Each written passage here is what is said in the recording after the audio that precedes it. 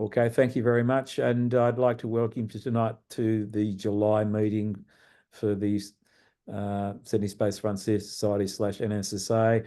And Professor Martin Van Kranendonk will be telling us about I suppose you could say, a sample return mission for Mars. Thank you. Thank you. There are definitely some familiar faces in the audience. So I have a feeling I've been part of this crowd before, even though it's on and off. But thanks for the invitation, and officially also an apology for having stood you up last time a couple of months ago. It's when I was getting into my new job here at Curtin, and I obviously didn't have my calendar as well organized as I'd hoped. So I have been working on this project now for a little while, and this is an overview of both the sort of science rationale and also the envisioned architecture for, as Wayne said, a new sample return mission to Mars. And we'll sort of outline some of the reasons for that as we go along, both from a science and from an economic point of view, and also really from a geological perspective in terms of how we think about exploring and what that means in terms of going to new places as opposed to old. So my research has been on the oldest fossils in the world, primarily up in the Pilbara region of Western Australia. And that has led us to investigate the habitats where that life has formed. So not just, is it life, is it not life, but also where did they thrive? And then that's brought us into collaboration with a group of researchers that are investigating hot spring settings as a way of preserving life, both here on Earth and, as we'll talk about, potentially on Mars. And so what I want to do today is really outline some of the science background for thinking about, if you had a whole planet to go and explore, like Mars, where would you go? Of course, NASA has looked at that question, and others have looked as well, but we have some of our own ideas based on the research that our group has done over the past 20 years now or so. So yes, so LifeSpringsMars is the name of our program, and it's based really on the science behind the Earth's oldest fossils from Western Australia, and how that might inform where to go to look for life on Mars. So let's get going. I used to run the Australian Centre for Astrobiology when I was at the University of New South Wales. In the new year, I moved over to Curtin, but astrobiology is still a passion of mine, and it deals with the big questions of science. Where do we come from, and are we alone? Those are pretty significant questions about our place here on the planet. And of course, as everyone knows, on Earth, which is our example of one, where there is water, there is life. And in fact, that can be turned around. Where there's life, there's water. And in fact, that's not true just for the modern world, but also going back into deep time.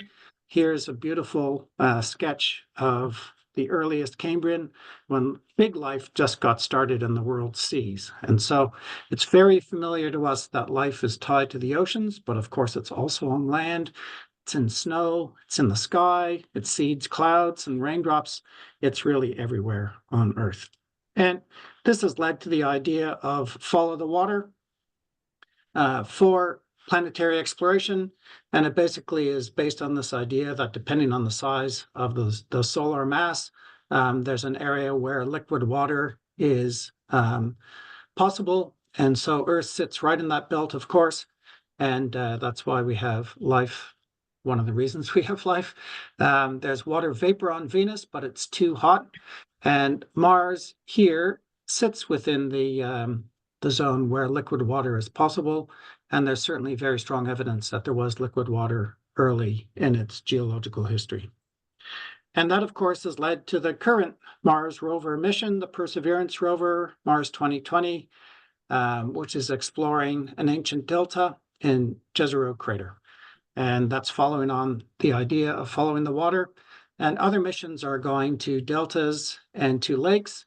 And so that's really the exploration rationale, because where there's evidence for flowing water, like here in this aerial view, here's the incoming paleo stream channel, and it debouches onto the floor of the crater. This is the rim of the crater, so it's cutting down, and it's debouching sediment in this beautiful delta here, the Jezero Delta, which is where the Perseverance rover has explored, first in the volcanic footwall, then up onto the delta deposits now, and going up the river channel through here.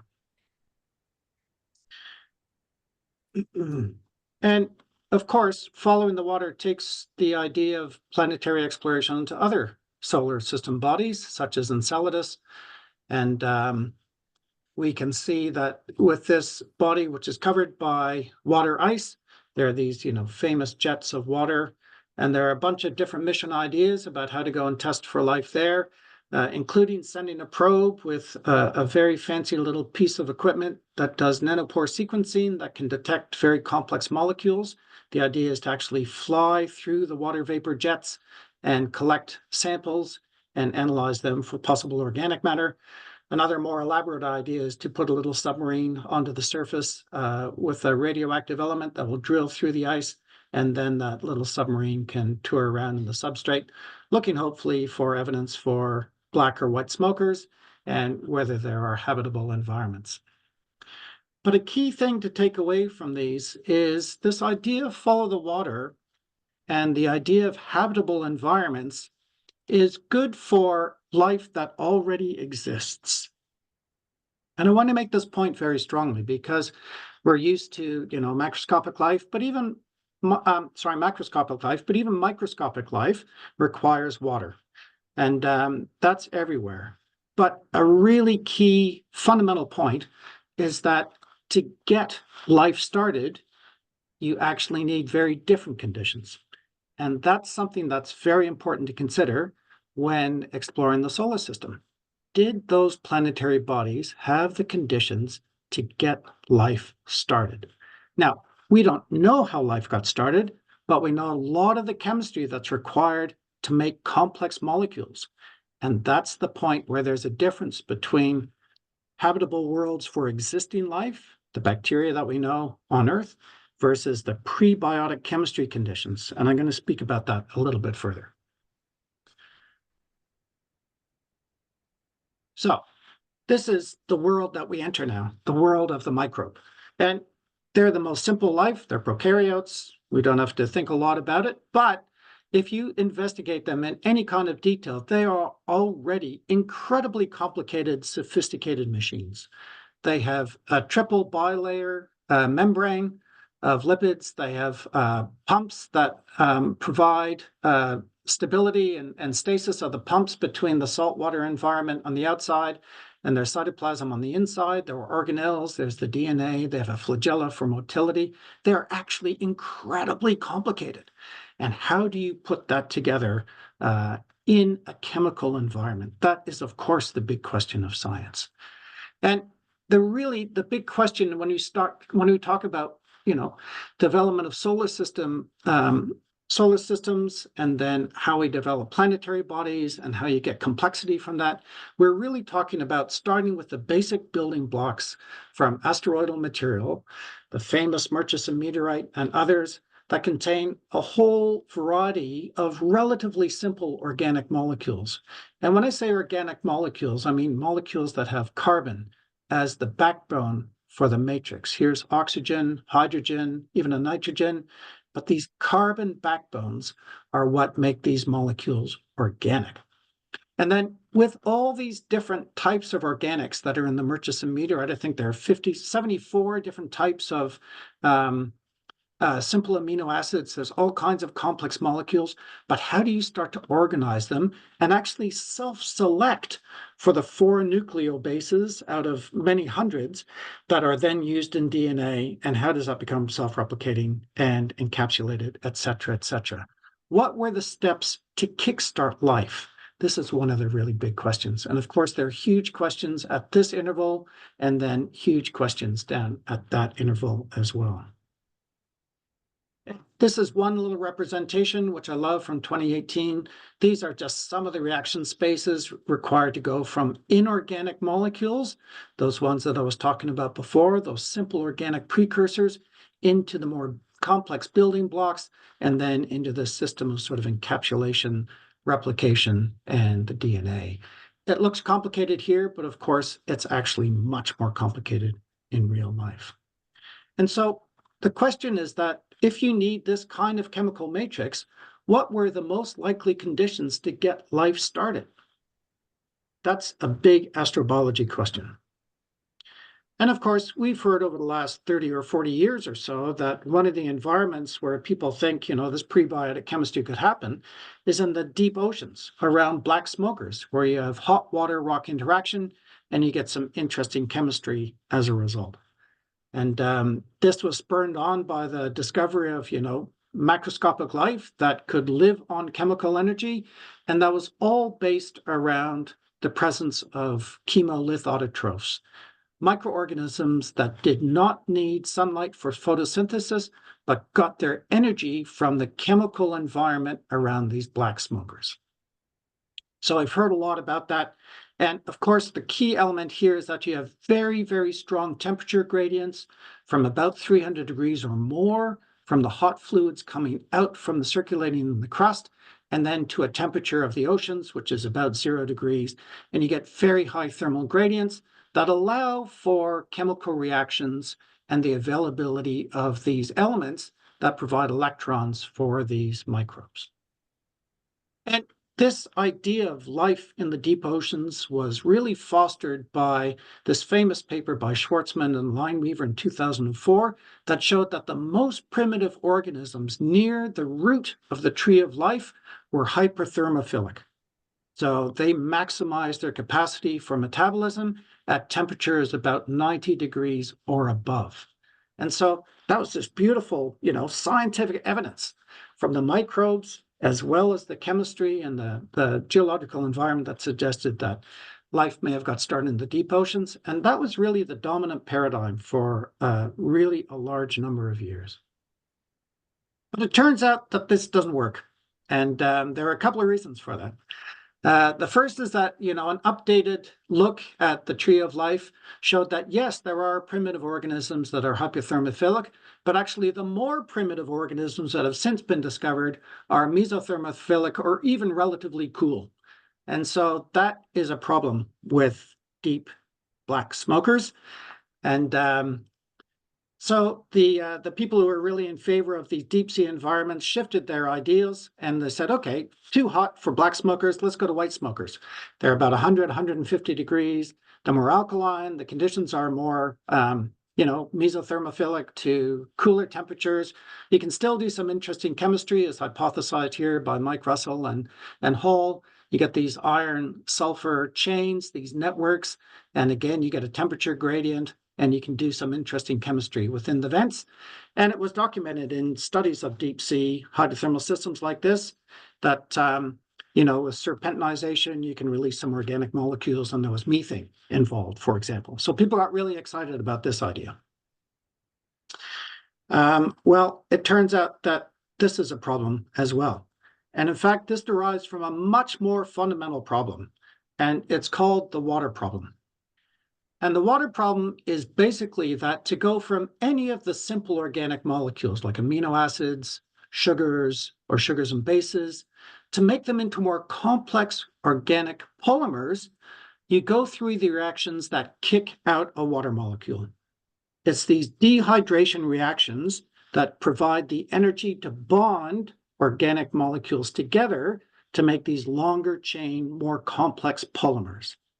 And this had been recognized already from the 1970s. So it's true in terms of forming proteins, it's true in forming carbohydrates, and it's true in terms of forming the nucleic acids like RNA and DNA. You have to kick out water to make these kinds of polymers. So actually, any permanently wet environment is a problem because the organic polymers that form will break down. And this is a quote from David Deemer's book, which I recommend to everybody, the 2011 book, First Life. You can heat a solution of amino acids in water forever, but no polymers will be produced. On the other hand, polymer synthesis can occur if the amino acids are in a dry state. So here's the key, right? To kick out water, you've got to have a dry environment to allow the water to then dissipate either through vapor or runoff or whatever. The source of the energy is that the water molecules have the potential to leave the system. Key point here in terms of the environment for getting life started, for prebiotic chemistry. So there are other problems, especially with an oceanic environment. We just learned that they're too wet. We also know that all studies of lipid membranes, the outer coating of cells, do not form under salty conditions. The oceans cannot concentrate any of the elements that you need to get life started. In black smokers, white smokers, a few elements, yes, and a few very simple organic molecules. But it turns out that to make polymers, you need concentrations of elements like boron, manganese, zinc, nickel, in addition to the CHNOPS, the fundamental molecules for organics and for life. And so the conclusion from the majority of people now in the origin of life research field is that the oceans may not have been the setting for the origin of life, which is a pretty fundamental shift in our thinking. And so we go back to an idea that was spawned by our mate Charles Darwin many years ago in 1871, as penned in a famous letter to his friend Joseph Hooker. And I love this because you can have great ideas even in a letter. It doesn't have to be published in Nature. It can be through a letter to a friend. And this is the famous quote, "But if, and oh, what a big if, we could conceive in some warm little pond." That's what most people know of as the quote. But the extended version of that quote is also very important.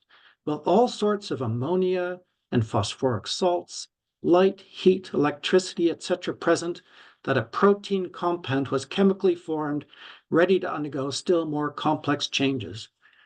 I think, even without the origin of species, that sentence points to Darwin's brilliance. And we should all be very mindful that this was a very deep insight early on. And what he's basically saying is that you can make complex molecules in a dry environment, a wet, dry environment on land. And of course, we are very excited. And now really the majority of the origin of life community is excited about hot springs because they undergo wet, dry cycles. It's only one of the interesting points about hot springs, which I'll talk to you about. And here in the top right, I've got a little GIF of geyser, erupting in Iceland. And you can see the margins going from wet to dry. And we know about Old Faithful erupting very commonly. But, hot springs expand and contract. They get rained on, they dry out in the summer sun. They have abundant opportunity for undergoing these wet, dry cycles so that water can leave the system and make these more complex polymers. The other thing about hot springs is that they have generally fresh, not so salty water. And here's my colleague Dave Deemer this is a hot spring in Russia where you're allowed to do experiments without tramping on bison and national parks. This is another example in Bumpus Hill, these beautiful acidic hot springs. And Dave's pouring in a very simple organic compound into an acidic spring. And what he found is that these organics form naturally into these beautiful little lipid bilayer membranes. And even more importantly, they are able to concentrate organic molecules inside the membranes. And this was a real revelation. And in salty water, this does not happen. Those lipids just become really horrible sort of chains and then they dissipate. But in fresh water, they make these beautiful cell-sized spherical membranes. The other thing about hot spring fields, when you look at them, is that they can concentrate different elements of importance to prebiotic chemistry. Here's an example from Ladakh in northwest India, in the Himalayas, which is a spring that's rich in boron. This is Champagne Pool in New Zealand, which is rich in arsenic and gold. Sulfur gets concentrated in some pools, and even iron. This is chocolate pots from Yellowstone. And this kind of elemental concentration cannot happen in the oceans because they just get dissipated in that, uniform, homogeneous reservoir, this infinite reservoir of the oceans. Also, very importantly in hot spring fields is that they are not isolated springs. They occur in fields of tens to thousands of hot springs, and they can be in very close proximity and have very different chemistry. I love this picture. This is Champagne Pool from Rotorua in New Zealand. And this is Champagne Pool itself. It's about a neutral pH. Its temperature is about 70 degrees Celsius, and it's bubbling carbon dioxide. And then 10 meters away is this acidic pool, a pH of 2. It's highly sulfurous. And you can see that what I love about this picture is the reflections indicate that there's a wet film between the two. These pools are exchanging information. And so they help develop chemical complexity. They're concentrating different elements, and they have this very different chemistry. And so hot spring fields are actually the most chemically diverse reactive environments on the planet. And I love this kind of image. This is actually adapted from biology, where when you're exchanging components across different pools, you develop reaction space that provides these different peaks. In biology, it's a fitness, but here we can think about different peaks of complexity. And if you think about developing organic molecules and the complex reactions required to get the various types of materials we need, this is the way to do it. Hot spring fields that mix and change and interact their components. And so, yeah, as I was saying, there's been a real paradigm shift in the origin of life community, that hot springs are really the way to go. They can do the wet-dry cycles, hourly, daily, seasonally, whatever, to get that polymer development. They can vary from low to high pH conditions, complex reaction networks, fresh, not salty water, can make those cell-like membranes. They have clays in the footwall that help to template organic molecules, and they can concentrate some of these prebiotically important elements. So, how does that apply in any way to the start of life? What do we see in the geological record that provides some clues whether or not hot springs were an important part on Earth? Now, we don't have a geological record for when life got started. So we have to go to the oldest record that we have, which is about 3.5 billion years ago in the Pilbara region of Western Australia. What does that tell us about these ideas? Well, this is my playground. I've been up there for the past 30 years. And if we think about going back in time 3.5 billion years ago, we go back to an Earth that was a very different planet. If I was able to sip a pina colada on a pier looking out over the ocean, we would see green water because it's rich in dissolved iron. And if we were on a nice day, we would have an orange sky from a carbon dioxide-rich atmosphere that diffracts light in a different way from our current oxygen-rich blue sky. And any land masses that were poking above the surface would be black because there's no land plants. It's mostly basaltic material from direct melting of the mantle. And so if I was looking at Earth 3.5 billion years ago from a satellite, I would have seen a green water world with a few black volcanic islands and orange puffy clouds. Excuse my childlike drawing, but that's what our Earth would look like so very long ago. So definitely an alien planet. We have a chance to go and look at that alien world in only a few places where the rocks are very well preserved.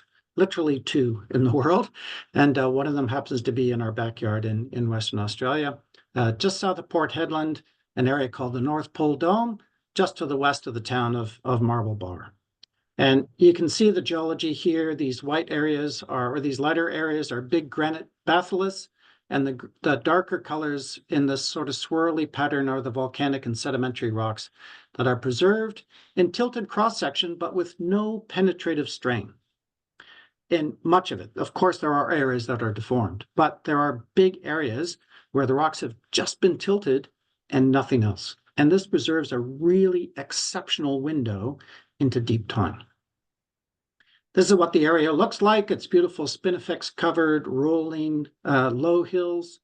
And we see evidence of ancient stromatolites in that environment, where I've taken field trips for the last 25 years, and I'm going again in August with my third group from NASA to show them what they should be looking for when they go and look for life on Mars.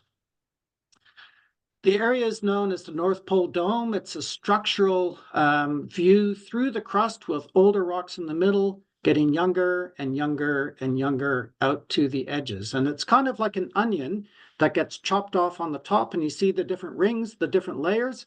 those different rings are geological units that we have a nice view through. So we can be underneath, within, and on top of different horizons. And the area of interest is shown here in the blue. It's called the Dresser Formation. It's dated very well at 3.48 billion years. And it contains these stromatolites, these wrinkly and domal structures, as well as preserved ripples, so we can see which way the water flowed on the beach so very long ago. And these beautiful crystal splays show that the water was very shallow and evaporating when the stromatolites were being deposited. It's a huge system. All of these little veins, these walls you see here on the ridges, are the fossil pathways of fluids that had moved through the crust, been heated up and returned to the surface. And in the process, they boiled, making these beautiful sort of epithermal quartz textures, precipitating big minerals in these vein systems. And at the same time, altering the rocks from what had normally been sort of very dark colors to this bright white clay called kaolinite. You can still see the pillow shapes here of these volcanic rocks that were originally deposited underwater. They've been tilted about 30 degrees, but the structure is perfectly preserved, but they've been changed to clay by steam coming off this big system of heated water in the substrate. And the exciting thing is that the sediments where the stromatolites occur develop immediately above this hot epithermal system. And that's really the base of what hot spring systems look like today. If we reconstruct that environment, we see an area that was being underlain by a magma chamber, just like at Yellowstone. It lifted up the surface so that it became exposed under very shallow water conditions and even subaerial conditions when the stromatolites flourished. There was little volcanic eruptions, and then the basin sank and preserved those structures in a caldera system. And that's very analogous to what we see in many places on Earth, but I like this one in Tonga, where there are a bunch of little islands. There's a big crater lake here, which is, we see evidence for that in the Pilbara as well. And we see stromatolites growing on the edge of that lake because it's, in actual fact, a relatively extreme environment. But a really good analog to what we're seeing in the Pilbara 3.5 billion years ago. What's been very exciting over the last few years of our work there is that a PhD student of mine, Tara Jokic, was tasked with finding evidence for hot springs in that Pilbara setting, because we knew the system was right, and we knew that the surface had actually been exposed under air. And because of that hot circulating fluid and the fact that it was subaerial, we knew that there must have been hot springs at some time. So when Tara started, I said, okay, now, it's like looking for a needle in a haystack, but we want to go and really search these rocks for evidence of a hot spring. She came back after her first or her second season with a rock that was about this big. And she said, Martin, I don't know what this is, but I'm going to make a thin section and go, yeah, whatever. And, we'd seen 1,000 little rock samples. But when we looked at it under a microscope, it was an entirely new world had opened up. And she found the evidence for a hot spring.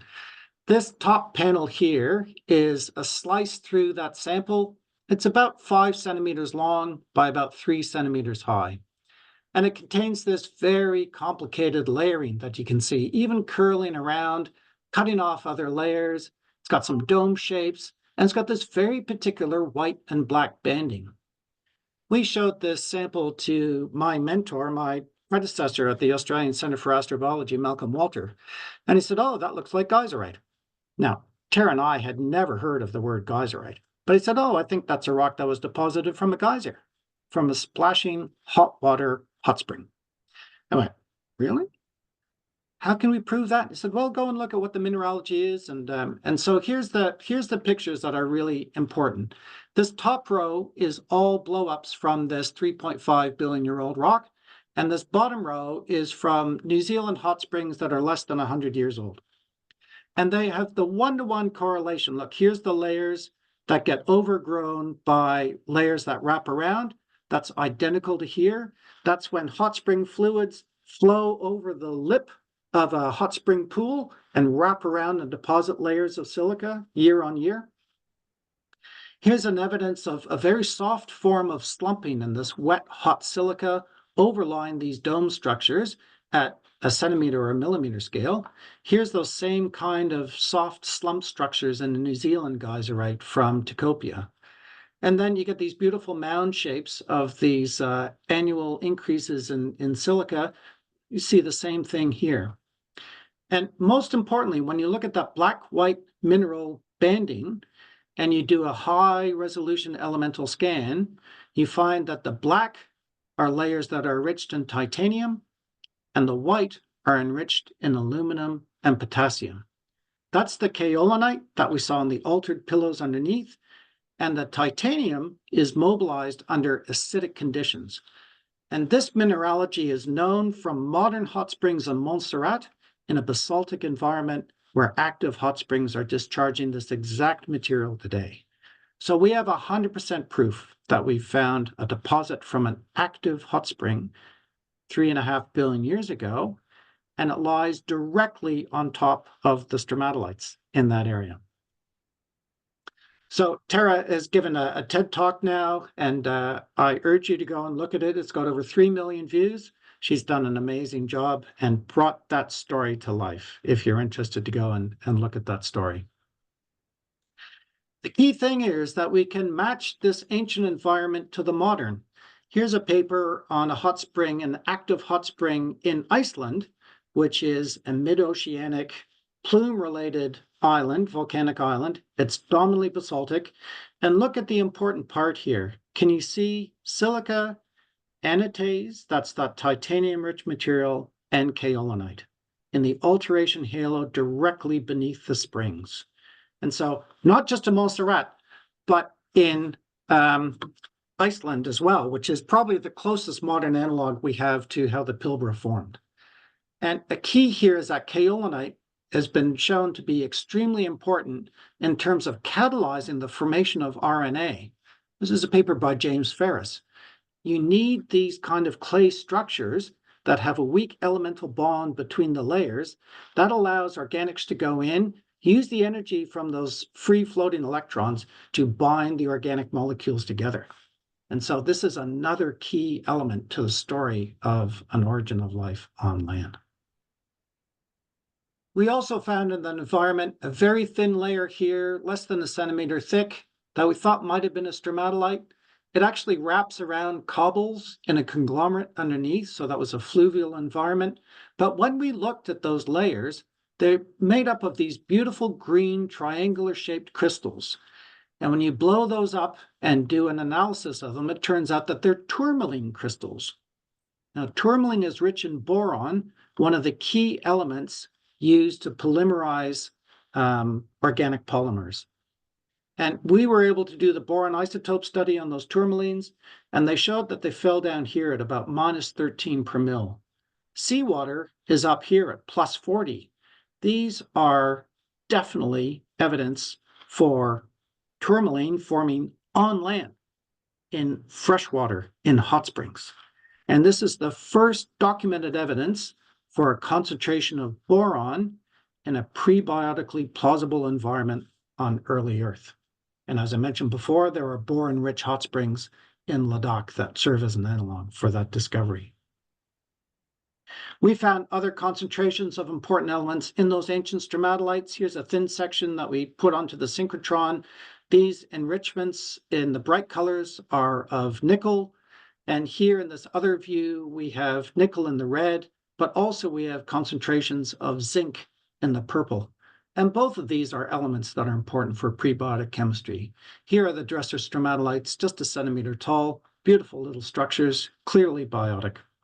And so when we sort of put all that information together, we can recreate a hot spring environment where stromatolites were thriving on the edges of active springs, and those springs were bringing in elements like zinc, boron, manganese, phosphorus, sulfur, hydrogen, oxygen, potassium. There are kaolinite clays.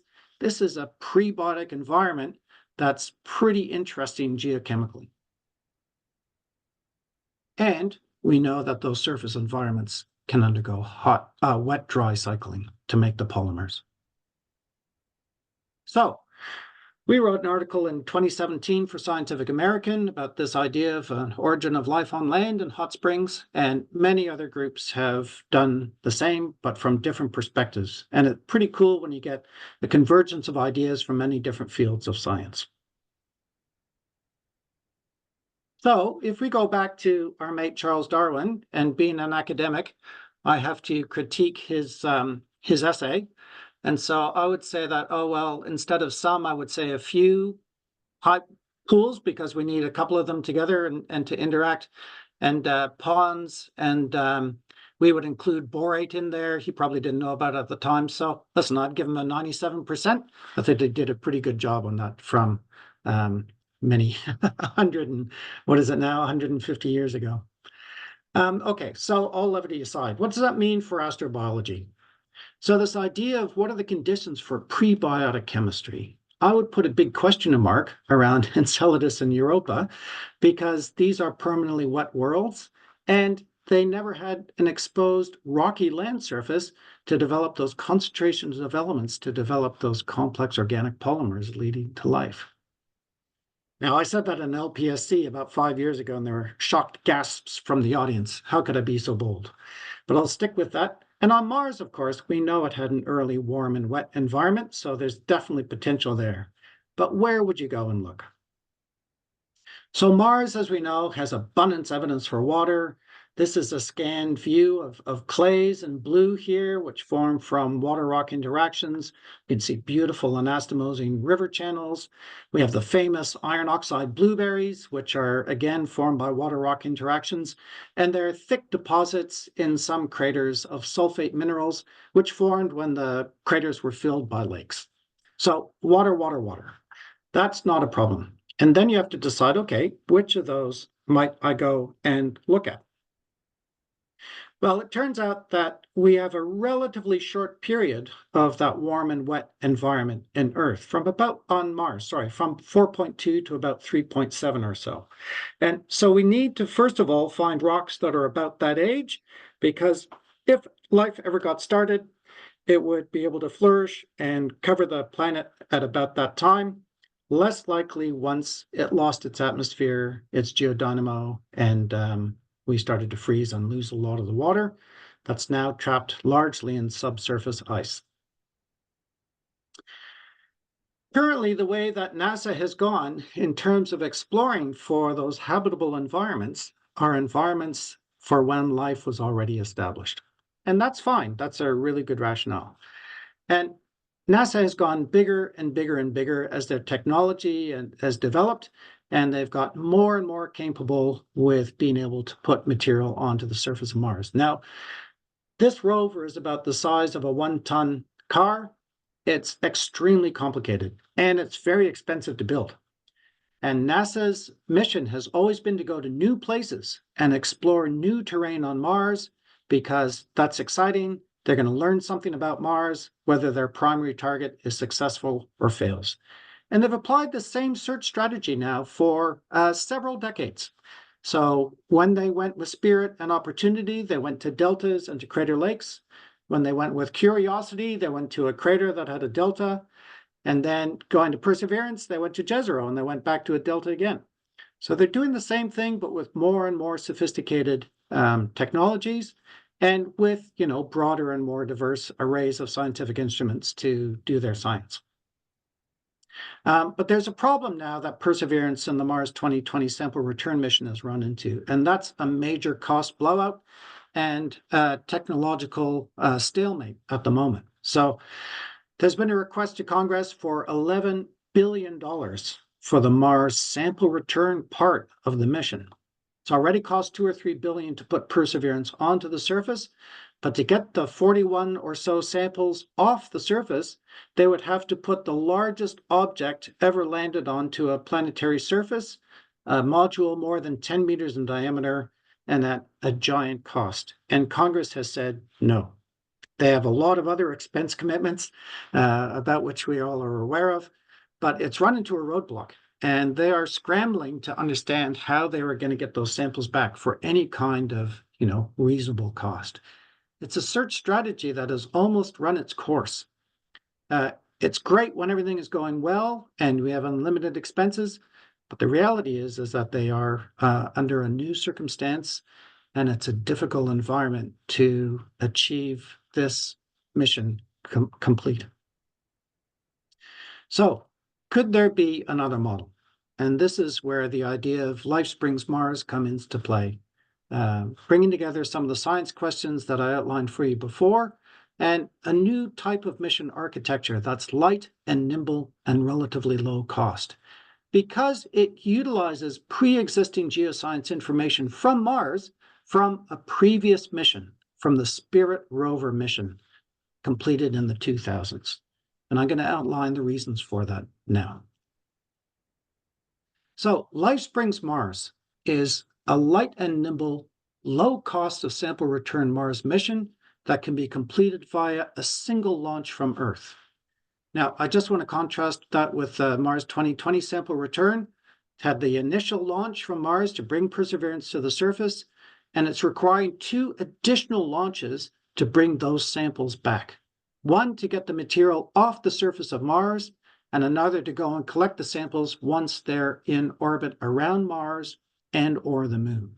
So that's part of the reason why it's so expensive. LifeSpringsMars complete the entire mission with a single launch because we have a significantly reduced payload size. It still addresses the fundamental questions of humanity. Are we alone? And how did life originate? By going to what we think is the principal target to search for life on Mars, which are hot spring deposits. It's a science-based mission. It's led by an international team of world experts. It targets those hot spring deposits that I've talked to you about. And our aim is to bring back a sample in triplicate of about the size shown here. Now, this sample of a hot spring contains 2 little stromatolites, and it weighs about 18 grams. 3 samples, you can do the math, and divide by 1/3 for the weight on Mars. So our payload is going to be less than 50 grams return. A very focused science mission for this single concept. We think it's the best chance to search for life on Mars. This mission concept maximizes the chance of success and minimizes risk by returning to a known site where those deposits have been recorded. As geologists, that's exactly what we do. If we find something of interest, we go back, we look harder, we look better with modern instruments. That allows for low cost. And because any search for signs of life on a Mars sample would have to be done with the absolute best labs on Earth, and with the ability to share samples between labs, we forgo all the science on Mars, just go and get the samples and bring them back. That reduces the cost again. We just need a small fetch and go rover. That means it can be lightweight and low cost. And at the same time, there are aspects of the mission where we can develop bespoke technologies to showcase national capabilities. So here's the schematic of the mission architecture. Via a single launch from Earth, there's a dual deployment. The first component is the surface operations, so rovers or a drone, the ascent rocket, and a CubeSat to bring back those samples of about 50 grams. We can keep it lightweight, we can keep it small. All of that can be deployed in a single package onto the surface of Mars. The second component is the sample return satellite that gets parked at the Mars Sun L1 Lagrangian point until the samples are returned, and then it will activate a thruster, fly by Mars, and return for sample deployment into the Australian desert. Where are we planning to go? Here's the path of the Spirit rover through the Columbia Hills. It traversed across these basaltic plains where it landed, and then came up over the hills, and then came down around this feature called Home Plate, and eventually it got stuck in the sand on the western side. But in that exploration, it discovered these deposits, which are of opaline silica, which is exactly the same material you find precipitated from active hot springs on Earth. We know it's older than 3.7 billion years from crater counting in the terrain, and it is made up of these very unusual nodular forms, When they first discovered this, they had no idea. They'd never seen deposits like this. They actually didn't know what they were looking at. And yet the opaline silica signature was enough to prompt the first paper in Science to be descriptive of these as hot spring deposits. Since that discovery, almost identical deposits have been found in the most Mars-like environment on Earth, in the high Andean desert of Chile. At about 3,000 meters, very high UV radiation, very high evaporation, and you'll see that here's the outflow channel of a hot spring, and these are all nodules. And the key here is that these nodules have finger-shaped protrusions, just like those on Mars. And you can see the same scale here. And when you look in more detail, here's the highest resolution image that PanCam on Spirit was able to get in orange. And here's the same scale on Earth from those Altatio structures. They're called digitate, that like finger-like kind of shape. And you can see that they all grow with these irregular features. They're not laminated deposits like most geology. They're these finger-shaped protrusions. And what's really exciting is that we haven't been able to look in detail on Mars, but on Earth, if you take one of those fingers and break them off, they're made up of very fine scale laminations. And when you look inside, they're packed with microfossils. And we know now from studies done in New Zealand that these finger-shaped protrusions, they're actually quite common around hot springs, and they form because of the activity of microbes. Without microbes, you get laminar silica deposits. And so the question has been raised by a colleague of mine, Steve Ruff, who was a scientist on the Spirit mission. Have we seen a biosignature on Mars? Now, we don't know, but for a bunch of reasons, we think these are very exciting deposits to consider for return to Earth. And a key thing about hot springs is because the microbes are living on the surfaces where hot spring fluids are depositing silica, they get trapped immediately as they're living by the next pulse of the hot spring outflow. And that's how you're able to produce these cyanobacterial filaments that are still in life position. And it's these kind of textures that are so compelling. We know also that hot springs throughout the geological record are able to preserve organic molecules. Here's one from the Jurassic that a colleague of mine, Kathy Campbell, has studied. And you can see this little stromatolite here. This is one of those finger-shaped protrusions, mostly silica, but the dark are clots of organics. And in fact, the organics are shown here in Raman as this green field. Here's another example of these trapped cyanobacteria filaments, and you can see that they still have an organic signature in Raman. And in fact, a colleague of ours has done some really nice work on a CT scan from one of these digitate structures, just to show you how complex they are internally. I'll show you a little movie here. And so this is just it goes into taking a slice through the material. So note here that there are two upward branching structures of these finely laminated material. There's trapped sediment, the speckly material in different layers. And what we want to do by taking a sample back like this is to preserve some of the context of these nodular structures. There was a proposal by Japanese colleagues of ours to collect in the way that they did at Hayabusa 2 with a high impact projectile and get fragments. But we feel that the context is really key for understanding these things. So we want to bring back a more coherent piece that shows this kind of branching. Note also the disconnect in the structure below across this interface here, and then this other growing structure on top. It is not a simple mineral precipitation mechanism, but it's something controlled by the growth of microbes in a changing environment.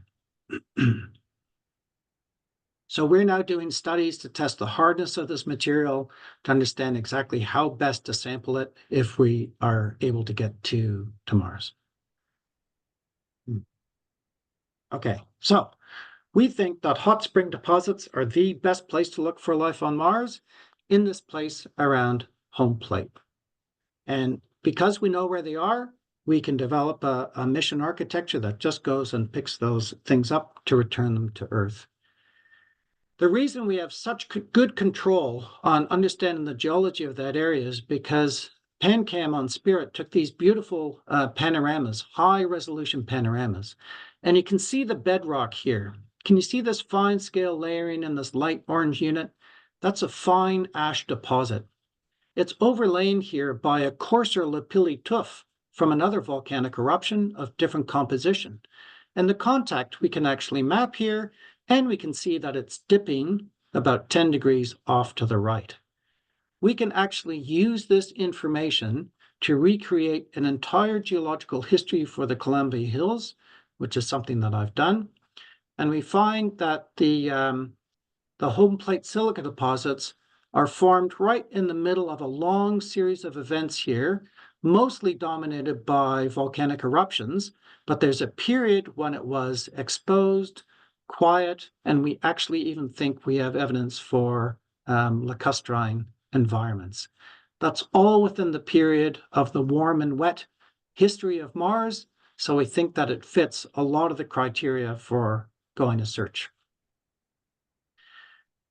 We could, if we were able to expand our mission, actually think about a whole variety of samples to collect over a relatively small area. Note the scale here, 100 meters. There are sulfate soils, there are basaltic volcanic tuffs, there are actually basaltic lavas that we could date. There's the famous bomb sag from Steve Squires' paper. We could date those things. There are other astrobiological targets, but the problem is, as you get more and more samples, you increase the weight and the size of the payload. And that becomes more expensive, more complicated, harder. And we've been working on this now for a number of years. We've had meetings in Japan and here and at University of New South Wales. And we always have come back to that idea of light and nimble as a primary driver of this mission, low cost. So we've really constrained ourselves to looking at this particular interval where we think the hot spring deposits formed, and that will be our primary mission target. So I've outlined how that will work in terms of the concept, but in reality, of course, Australia is too small a nation to do a mission like this. So we're talking to the other international space agencies in terms of thinking about blocking this kind of a scenario out. You can buy a launch, for example, nowadays with a Falcon 9 Heavy for about $90 million. The dual deployment is technology that's readily available. We think Australia could play a major role in helping to develop the surface operations, the sampling, the mining technology, the rover. But then other agencies may be interested to develop the Mars Ascent Vehicle, which is a key new technology part of the mission.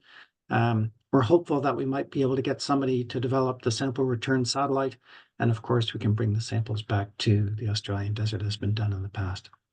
So we've been talking with NASA, we've been talking with JAXA. We're starting discussions with the Indian Space Agency. Just a couple of weeks ago, I took members from the Southwest Research Institute in Texas, who build spacecraft and do missions up to the Pilbara to see these rocks. They're very interested to be involved, and we're trying to expand our network, both as in terms of developing the Team Australia for developing the bespoke technologies of surface ops, and also international members for helping to sort of parcel this out. So why a space mission for Australia? We think that if you don't play in the space race, you're going to lose out in technology big time over the long term. So there's really strong rationale for getting involved in something big like this. It's, of course, fantastic for inspiring students into STEM with real Australian stories, real Australian technologies, real Australian leadership. And so that we think that, yeah, this developing ecosystem of space development, that if we do not develop our capabilities in space, we are in danger of falling behind the rest of the world in terms of technology. So I think there's a real imperative for us to do something significant. There's a number of ways that Australia can contribute. We have expertise across a range of fields. We, of course, have the Deep Space Communications Network, the remote operations control at Spark. We're very high in terms of our robotics and mechatronics. We're developing satellites. As we just heard from Ivor, they're being launched into space at the moment. And of course, sample desert return, and of course, the science that leads all of this. The benefits to international partners are also many. It defrays the cost of a big mission. They get the value of a big mission for a smaller contribution. The European Space Agency has been very interested. They've actually found that LifeSpringsMars has catapulted into the top position for a next Mars surface mission. They want to develop a high precision lander on Mars. And so we're hopeful that they may come to the party. They've also been to the field with me last year. So our team is made up, the sort of broad architecture was developed by a bunch of engineers from JAXA.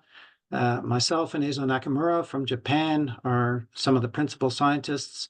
Eizo has a lab that does a lot of analysis of organic matter from space.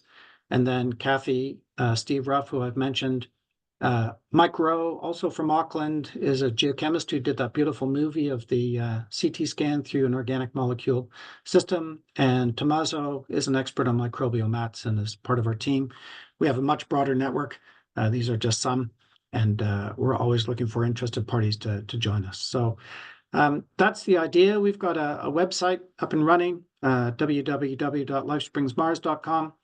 And if you have any input or ideas, please feel free to get in touch with me. And thanks for the opportunity to speak to you tonight. Excellent. Thank you. It's great talk.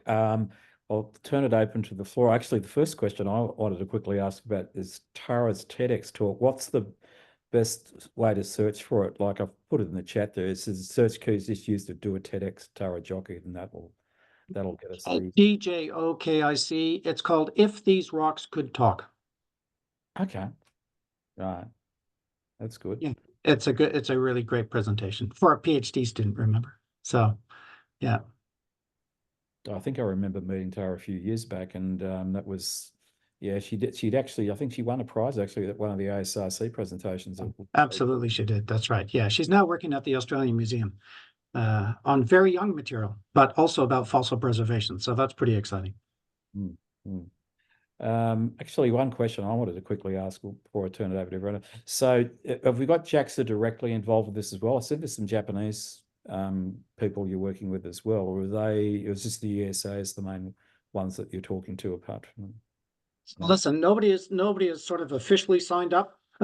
These are obviously long-term negotiations. Part of the frustration or difficulty has been that, of course, the Australian Space Agency is not really engaged in thinking about these kinds of things. They're much more, and understandably so, building the Australian space economy around sort of, our Earth obs and that sort of thing. So that's all fine and dandy. I suspect that from the JAXA point of view, they're not going to move until they have a government submission. So we are working with CSIRO.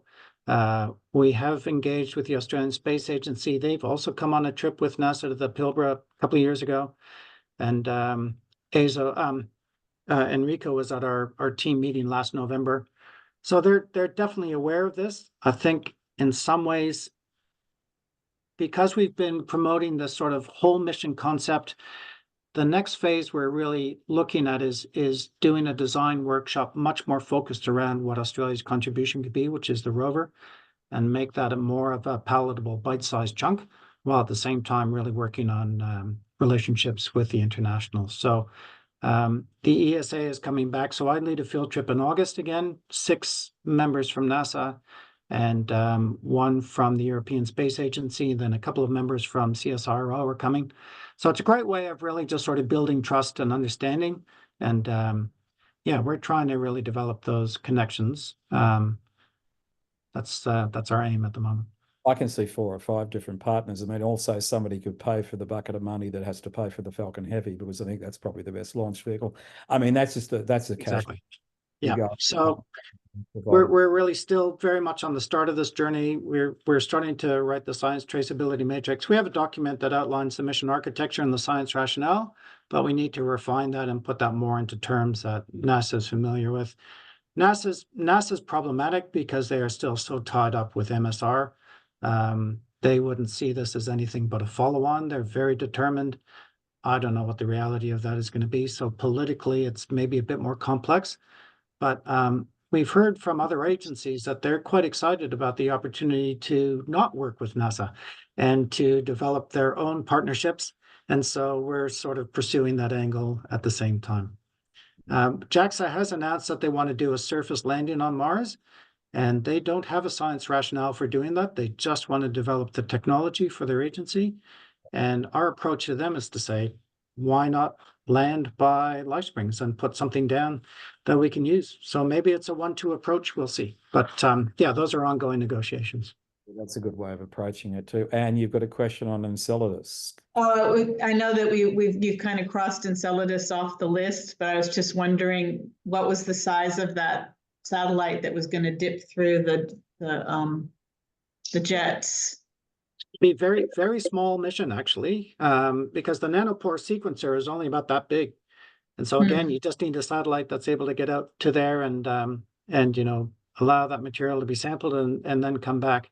I don't know the details of that. And it's a bit tongue-in-cheek to write an entire planetary system off, so I wouldn't be that bold. But I just raised the question in terms of thinking about that, conditions to get life started versus conditions for when life is already established, and those might not be the same thing.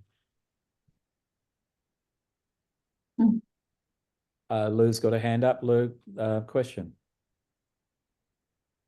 This is unless anyone wants to ask a question.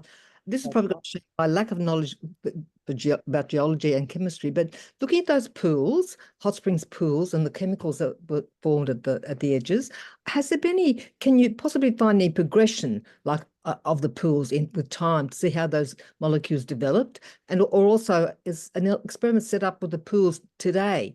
How, to see how those molecules progress. I suppose it's a time thing, isn't it? It takes a long, long time for things to change evolutionary wise. But you know what I mean? The progression of how those molecules could progress to life forms.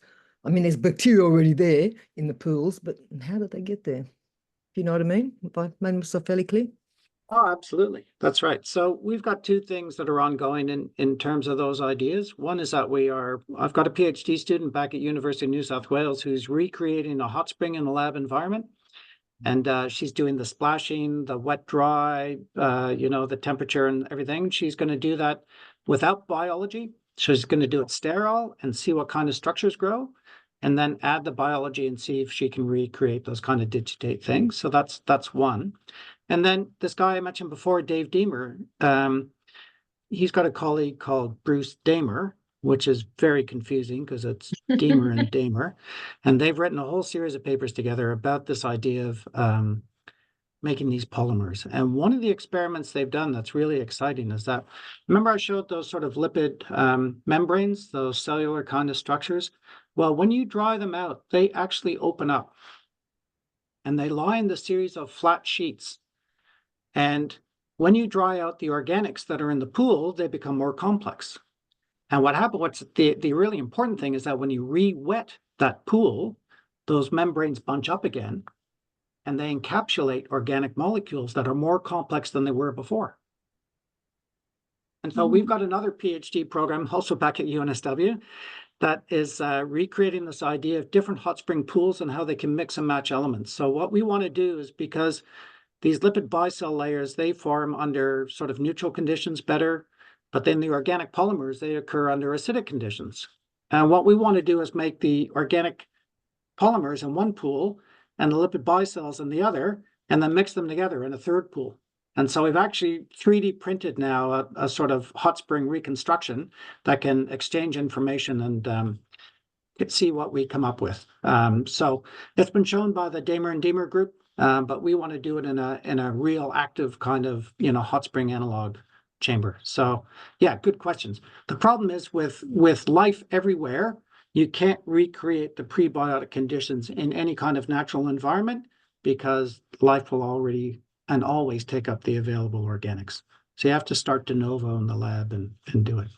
But we're trying to do it from a much more sort of geological background, using the knowledge that we have from our colleagues who know about hot springs and the chemistry and the environments, and see if we can recreate things a bit more realistically. Wonderful, thank you. Thanks, Lou. Paul, you've got a question. Paul. Yeah, hi, thanks very much for your talk. I'm wondering what sort of atmospheric conditions would have been necessary at the time as well. I'm assuming that everything is taking place in a very low or even non-existing oxygen environment, but what else would the atmosphere need to be like in order for these reactions to take place, especially in the drying period? It's a good question. Oxygen's actually not so important, and certainly, you know, all the studies on early Earth show that there was no available oxygen or vanishingly small amounts that dissipates into space. It's not a key reactant that's required for many of these reactions. So, of course, there would have been CO2, would have been methane. Those would have probably formed quite certainly a much denser atmosphere than we currently have, water vapor on Mars. One of the key parts that need to be considered are the effects of solar radiation, which can be also extremely damaging to organic molecules in surface environments. But there have been a couple of really cool studies on analogs for early Earth, and it's found that the UV light from sunlight can actually polymerize some organic molecules. It's an energy source. And so there's this kind of yin and yang of like the UV radiation being bad, but also good. Bottom line. And it depends a little bit on the type of the incoming solar radiation. And the atmosphere can actually filter those different styles out. So this is not my field of expertise. I wouldn't be able to give you a really good answer for that. But we know that early Mars would have had an atmosphere. Obviously, the solar radiation is weaker at Mars than it is on Earth. Somehow it managed to work on Earth, so I guess we can only just say that it could have maybe perhaps worked on Mars. Thank you. Thank you. And question? Martin, fascinating talk. You mentioned irradiation just then, as I was about to ask you a question on space weather effects. So what do you mean in this case by radiation? Do you mean UV and X-ray photons, or do you mean solar energetic particles, for instance? And do you see a particular role there? Because well, listen, yeah. Solar radiation is, of course, a wide spectrum, and it's a complex story. And as I said, it's outside my field of expertise. So the papers that I've read, which I mentioned to Paul, is about UV radiation specifically. And there's, you know, UVB, UVC, etc. And those can be good or bad. One of the problems with exploring on the surface of Mars is that solar radiation will break down organics. And so, you know, this is why the European Space Agency has decided to send a rover that has a drill for 2 meters deep to get samples from below the effects of solar radiation on the surface, which can penetrate about 5 or 10 centimeters. And so all the samples that NASA are collecting will have organics that have been broken apart by solar radiation. No question. So their target, and I was at the landing site workshops for Mars 2020, and their big push, and the reason that they have a number of the science instruments on Perseverance, was to look for organic molecules that are a signature of life. Now, those are very complex molecules like a chlorophyll or a styrene. But of course, solar radiation will chop those up and break it down in any surface environments. And they argued that, oh, well, where we're going, there are these cliffs that have eroded. So actually, the surface exposure is relatively young. Actually, they've got no idea how old those surface exposures are, and it doesn't take that long to solar damage those materials. So my feeling is that their entire rationale for looking at organic molecules for life is not going to work. And that's a real shame to spend billions on something that you could predict is probably not going to come back with a solid return. So, and in fact, you know, there's a paper published in Science from the Curiosity rover over in Gale Crater. They found an organic molecule in the sediments, but it's a single 6 carbon chain. It's the simplest molecule it can get, and that can form through any number of possibilities. They had the temerity in that paper to say it could be a potential sign for life, but it actually means nothing. So I would argue that they're still very far away from really looking seriously for life. And the drill cores that they have, they're mostly through volcanic and sedimentary rocks. They're going to get a bit of interesting mineralogy. They might be able to date a couple of the rocks, but that's about it. And so with the hot spring samples that we were talking about for LifeSprings, there would be the same limitation that any complex molecules will undoubtedly be broken down by solar radiation. But texturally, there are a lot of really interesting things to look at there, and it would preserve carbon within the lattice. And that's a really key element in itself. And so if you're really serious about it, you could think about this as a first stage, that if you do find texturally and molecularly something of interest, you could then propose a mission and say, okay, let's go and drill and get something from 2 meters or more below home plate. We know those deposits go underneath home plate, so we could argue, let's do a more expensive thing to look. But I think this would be a good first step. Mm-hmm. It would seem to also argue that you need to have an initial atmosphere that, as you said, is thicker, and CO2 and things like that, so as to prevent the solar UV from destroying the more complex molecules. Yeah. Yeah. And, you know, we know that early Mars had this incredibly active volcanic environment that went easily up to 3 billion years ago and even more recently. And so that would have spewed out gases from the mantle. We know it must have had a thicker atmosphere. All planetary modeling shows that would have been the case. So I don't think that's a question. We probably don't know the atmosphere composition that well, although I think experts in that field would probably know. Jim Casting, I'm sure, would have a pretty good model for that. But I'm afraid I'm not aware of it offhand. Thank you. Lou's got another question. Hello, Lou. Right. Lou. You're on mute, Lou. Okay. If nobody else has got a question, I just thought I'd throw something else in the mix about what happened to Mars earlier. I've been watching this program on Channel 96, How the Universe Works. I think it's a marvelous program, and they've just been talking about black holes and quasars and blazars, enormous quasars, and how what would happen if that was one of those was directed to Earth. Wouldn't be really very nice, and maybe even responsible for some of our early extinction phenomena on the Earth. So maybe even Mars might have been hit by a blazar or something like that in the past. What do you think? Well, I think one of the extraordinary things that's coming out of the geological record. So I mentioned this 3.5 stuff in the Pilbara, but I've also been involved in the initial discovery of the stromatolites from Greenland at 3.7. And there's been a bit of controversy in the literature about them, but I can guarantee all of you that they are bona fide stromatolites. There's no question about it. They're beautiful, just uniquely preserved in a small window. And so that's at 3.7. And, you know, the heavy bombardment continued down to 3.9. Now, whether you think there was a peak then or not, it doesn't matter. You still had big bolides come in at 3.9 that would have evaporated the oceans. So the interesting thing is that there's actually quite a narrow window for life to get started. And I find that fascinating, because if that's the case, I actually think that there's a better chance for life on Mars, because it had that much earlier, shorter history. But maybe you don't need 1.5 billion years to get life started. Maybe it got started relatively quickly. The follow-on from that thought about life originating not in the oceans is that if it had originated on land, it must have been able to then adapt to the oceans. And once it adapted to the oceans, of course, it could go global.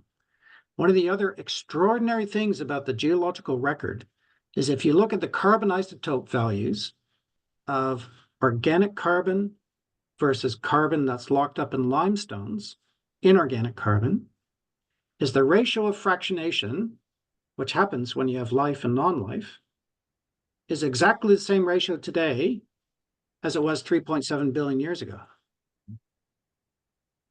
Now that suggests that the global biomass, so forget elephants and trees and, you know, camels and stuff, was similar at 3.7 as opposed to today. So not only did life develop quickly, it also was able to inhabit the entire planet and grow to the extent that it had the same relative biomass as today. I think that's extraordinary. That was pointed out by John Hayes in 1984. But my point was, as losing the atmosphere, Mars must have a lot of volcanoes and stuff. What could be the cause? That's what I was just thinking. Is there some connection maybe with a quasar or a blazar directed at the planet so that, you know, destroy great things? But I suppose what you're saying about the biomass being the same, that probably wouldn't apply. But Well, I'm sure those events probably affected Earth at some point. Same with our travels through the galactic spiral arms. There's all kinds of variables, but life was able to adapt to those and continue. And so at least we know that much from 3.7 to today. That's about all we know. Paul, you've got another question. I just popped up a link into the chat about one of the studies on the ancient Martian atmosphere. Nitrogen. Yeah, Oh, so brilliant. it talked about nitrogen as well, so that's why I put it up. Yes, of course. Yeah, nitrogen would have been present also. Yeah. Yeah, thanks for that. Well, it makes sense too, thinking about the similarities of that on Earth. I had one question on the drill. Were you going to use a drill, or was this going to be like a hand sampler? Because I think it sounded like you basically really can't do anything too complicated because of but you know what you're looking for basically. So you're going to have a camera and some basic instruments, but obviously it's going to be relatively simple in terms of the rover design. So obviously you won't be doing what the Europeans want to do and do a deep drill, but you've got to do some at sampling. Yeah, that's right, Wayne. So a drill wouldn't work for us because they're highly irregular shapes and they're actually kind of weakly cemented together, so they'd be very unstable. So a drill absolutely wouldn't work. And because we want sort of a contextual thing, we're actually thinking more of either a bandsaw or maybe just an arm with a rotating blade that can cut a sample off. So we've actually done a couple of experiments with like a shock chisel, but the thing just fragments.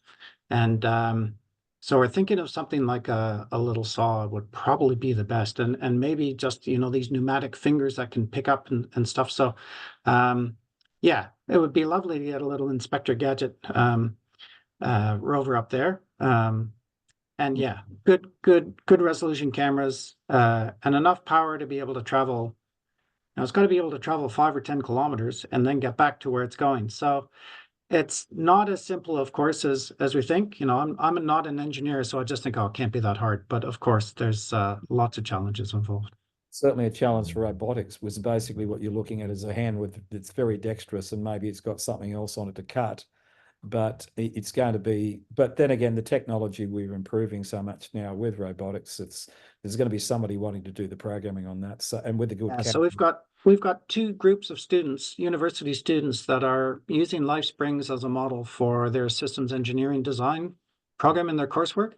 So we've got one up at the University of Leicester, and then we've got another here at RMIT. And we're just getting started. We're having a meeting tomorrow, I think, here at Curtin University about participating in a Mars rover challenge.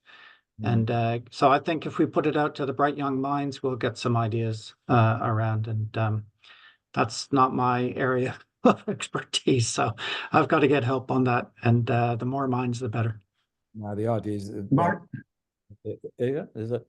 yes, Martin, I'm sorry, you probably don't really want to answer this question, but how much? What would be your current guesstimate for the price of this mission? Do you think it's closer to $100 million or 50 or 1 billion?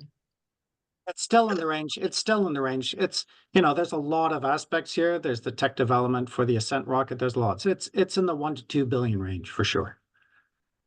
Yeah. So that's not going to scare too many people, but or of the large agencies that you mentioned. On the other hand, it's going to be a good argument for sharing. Absolutely. And one of the points I said in the slide, but I didn't talk to it, is that this is a way of doing soft diplomacy outside the defense arena for the Quad Alliance. There's a lot of ways that we can see this kind of working. So that one of the other frustrations, as many of you would know, is that the current Commonwealth Minister for Science and Industry, Ed Husic, is just not playing ball in the space arena. So we're not getting traction there very easily, and that's a bit of an issue. We actually wrote to Penny Wong because they were going to have that Quad Alliance meeting with Joe Biden and the Indian Prime Minister coming to Australia a few months ago. And then Biden pulled out. It didn't happen. But we thought, look, here's a point where you can, think about other ways of strengthening that alliance. And that's something we're still interested to pursue. she wrote us back a very nice form letter saying, please contact the minister. Yeah, it's a little bit like the ISI India Fair enough.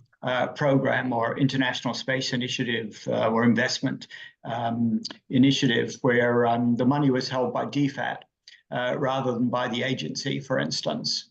Yeah. And that might be, as you said, an interesting analogy.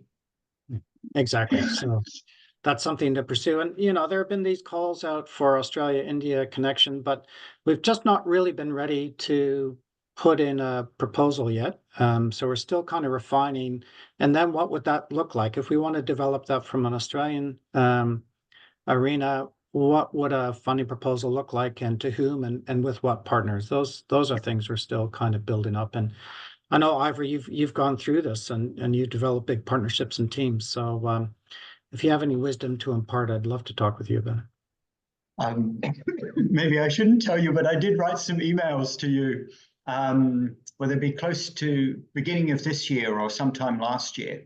But maybe they may have occurred while you were moving from UNSW to Curtin. So maybe I'll watch it again.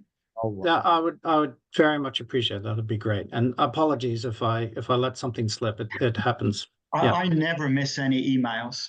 Good. Well, you're an exceptional human being and a good liar too. It's a lie. Yeah, as everyone here is saying, that's a lie. So Yeah. I was just joking, I promise. No, I know. That's fine. Anyway, that's good. Thanks, guys. I'm gonna have to run because I have to ride my bike home, and it's gotten dark. So I'd like to get home before the owls start swooping.